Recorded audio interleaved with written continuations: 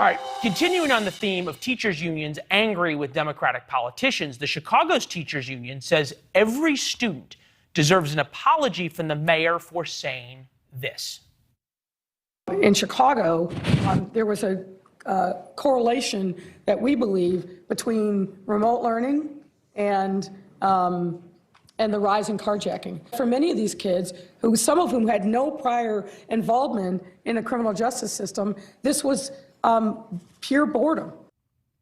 Chicago's crime problem continues to plague the mayor. Carjackings have hit a two-decade high last year, more than 1,800 on the heels of 2020 surge of more than 1,400 carjackings, up 600 from 2019. We bring in Anna Devolantes, investigative correspondent for Nexstar and WGN Radio.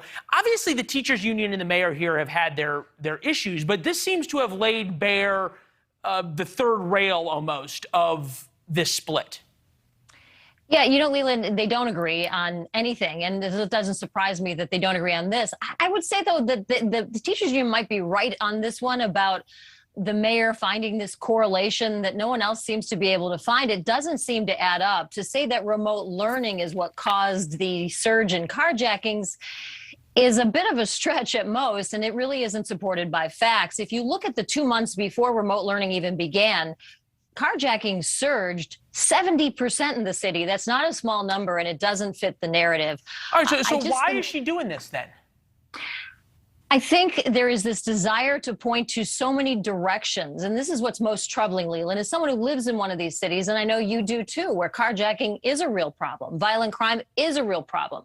There's this sense to be able to say in an election year, maybe, like, look, we got this. Look over here. It's under control. Our policies are now starting to work and take effect. The kids are in school, so the carjackings will go down. Boy, I hope it's true, but I think that this is much more layered than that. And I think to use that as an excuse is just that, an excuse. It's not a real solution. And the policies haven't been working.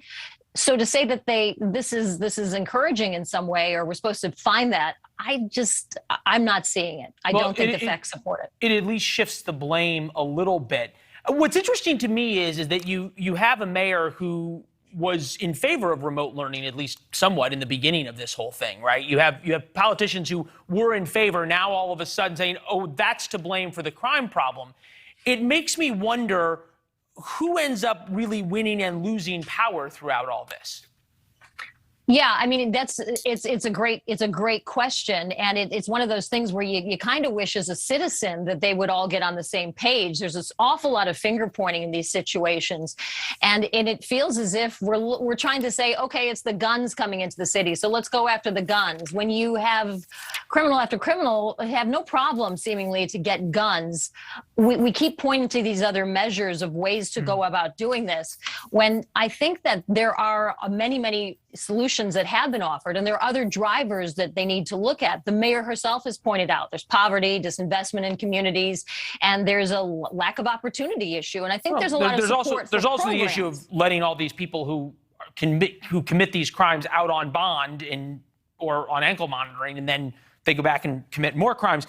Thanks for watching. Click the red subscribe button below so you can get more of NewsNation's fact-driven, unbiased coverage.